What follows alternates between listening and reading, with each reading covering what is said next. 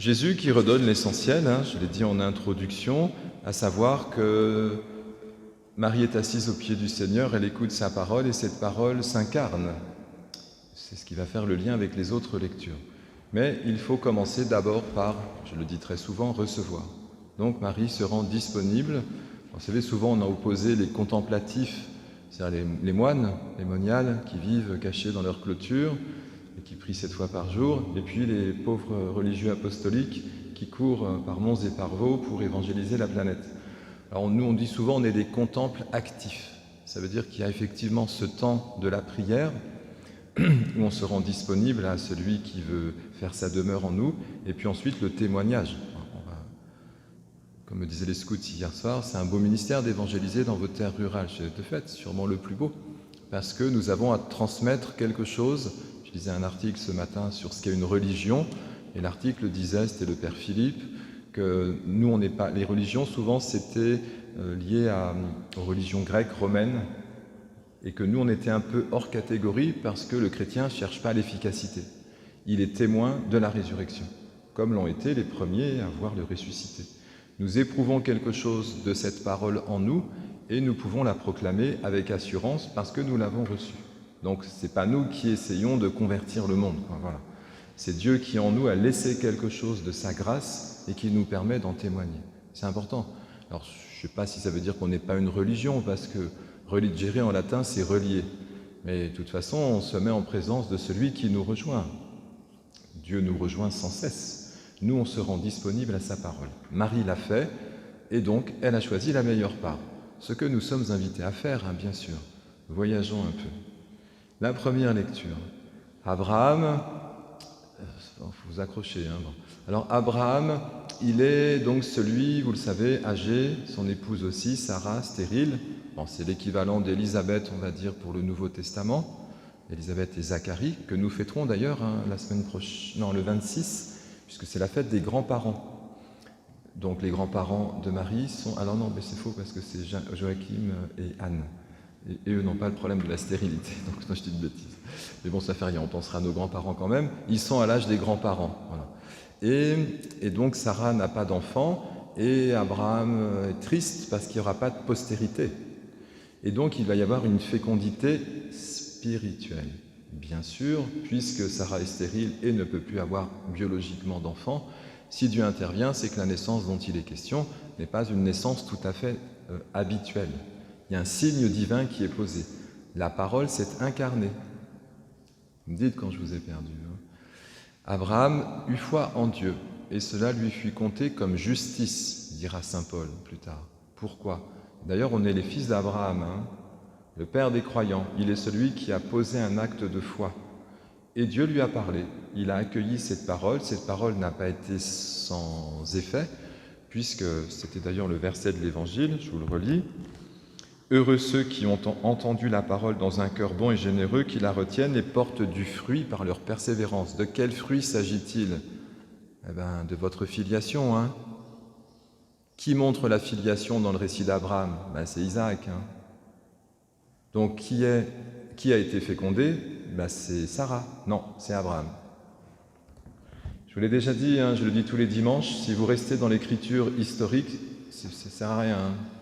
Parce que ce n'est pas un livre historique, c'est un livre saint.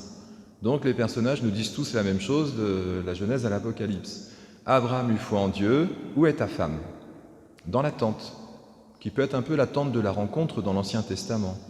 Dans le temple, si vous préférez. Vous y êtes, dans le temple, là, en ce moment. Et le temple, c'est vous, pierre vivante. Donc si vous accueillez la parole, si Dieu est en vous, c'est que vous êtes temple. Dieu habite en vous. Si Dieu est en vous, c'est que vous êtes fécondé dans l'esprit. Si vous êtes fécondé dans l'esprit, c'est que l'enfant de Dieu vibre à l'intérieur de vous. Donc vous avez 3 personnages, Abraham, Sarah, Isaac, mais qui n'en font qu'un. Alors vous n'êtes pas obligé d'être d'accord, Bon, mais restez dans l'histoire seulement. Mais du coup, ça ne porte pas de fruits, L'histoire s'actualise. Aujourd'hui, cette parole s'accomplit pour vous. C'est souvent qu'on a ça dans l'Écriture. Saint Paul dit la même chose. Que dit-il ? Il nous dit « Je trouve ma joie dans les souffrances que je supporte pour vous, et ce qui reste à souffrir des épreuves du Christ dans ma chair, je l'accomplis pour mon corps qui est l'Église. » Saül, qui est devenu Paul, il est celui qui s'est laissé interpeller par la parole de Dieu. Pourquoi me persécutes-tu? Et il reçoit le baptême. La souffrance dont il parle, qui engendre l'Église, c'est la même qu'Abraham. D'ailleurs, Abraham sera mis à l'épreuve, souvenez-vous, on ne va pas tout commenter, puisqu'il devra sacrifier son fils. Toujours ce moment où il faut laisser Dieu entrer dans la maison. C'est une souffrance. Je n'ai pas dit que c'était une douleur, c'est une souffrance. Ça s'appelle la passion dans le langage chrétien. C'est ce qu'on célèbre à l'autel. La passion, c'est laisser ouvrir une porte, un vélux, une lucarne si vous préférez, chacun selon la possibilité qui est la sienne, mais vous ouvrez un espace pour que Dieu puisse entrer chez vous. Mais ça s'appelle la souffrance, la passion, pour avoir part à la résurrection. Mais c'est quoi la résurrection? C'est votre naissance spirituelle. Mais pas de résurrection s'il n'y a pas de passion au préalable. Vous avez fait le signe de croix sur vous, c'est-à-dire que vous êtes en mode crucifié là en ce moment. Mais c'est le chemin de la foi qui veut ça. Donc ne butons pas trop vite sur les mots et les verbes, un peu de manière doloriste. Nous sommes invités à laisser Dieu nous rejoindre. Et si Dieu communique sa parole, je vous rappelle aussi que Jésus dira la même chose de sa maman.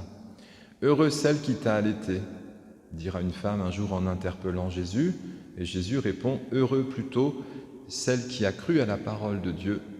Voilà, parce que Marie, évidemment, elle est entrée elle aussi dans la souffrance, si vous comprenez les mots maintenant, elle est entrée dans la passion bien avant la passion de Jésus, puisqu'elle a consenti au don et à la parole que Dieu lui adresse par l'ange Gabriel. La parole s'est incarnée et elle a mis au monde le Fils de Dieu. Donc cette parole, si elle s'incarne en nous, c'est que le Fils de Dieu que vous êtes aussi est en croissance. Donc saint Paul dit, moi je porte, j'ouvre cette fenêtre pour que Dieu me féconde par sa parole. Il mettra beaucoup d'énergie à dire que la croix est le chemin. Et cette parole me fait enfanter l'Église, que Paul est. Bien sûr, sinon c'est pas saint Paul. Voilà. Je vous rappelle que vous êtes l'Église et que, terminons la lettre de saint Paul, il nous dit ceci, « Le mystère qui était caché depuis toujours à toutes les générations. » Mais quel est-il? Vous êtes Dieu. Comprenez-moi bien, vous n'êtes pas Dieu le Père. Vous êtes divin, dira Jésus. Pourquoi? Parce que vous avez en vous ce que Dieu a semé. C'est lui qui crée. Donc, avant nos parents, ce que nous avons au plus profond de nous-mêmes, c'est un germe divin. Mais la croissance nous est confiée. Heureux la terre qui porte du fruit, dit le verset de l'Évangile. Donc, saint Paul insiste, ce mystère était caché, il est révélé comment? Mais parce que saint Paul, il prêche la parole, pour que cette parole puisse s'apprivoiser dans les oreilles de ceux qui l'écoutent et qu'elle prenne chair peu à peu. Alors il continue, le Christ, ce mystère parmi toutes les nations, 2 points. Le Christ est parmi vous, l'espérance de la gloire. Le Christ, c'est pas que Jésus.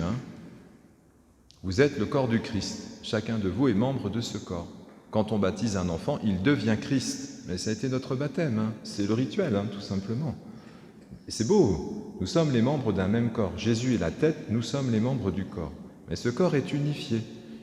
C'est un corps filial. Alors je termine. Le Christ est parmi vous. Ce Christ, nous l'annonçons. Il faut bien qu'il y ait quelqu'un qui prêche. Si vous ne l'annoncez pas, vous ne laissez pas entrer l'Esprit. Ce Christ, nous vous l'annonçons, nous avertissons tout homme, nous instruisons chacun en toute sagesse, afin de l'amener à sa perfection dans le Christ. Votre perfection, c'est votre filiation. Mais pour cela, il faut s'asseoir au pied du Seigneur et écouter sa parole. Donc Marie a choisi la meilleure part. Écoutez, c'est ce qui est proposé. Et je trouve que c'est un chemin qui est beau parce que si les gens prennent plus le temps d'aller à l'église ou de regarder ou d'écouter la parole de Dieu, certainement il y a une forme de stérilité. Et alors, toute la Bible nous le redira à travers des femmes, bien sûr, ce sont les femmes qui portent la naissance à l'extérieur, mais à l'intérieur, on est tous concernés. Donc cette maternité spirituelle, à travers les personnages qui sont évoqués tous les dimanches, nous aide à consentir au don de l'Esprit qui sera bien nous conduire jusque dans la vie éternelle. Amen.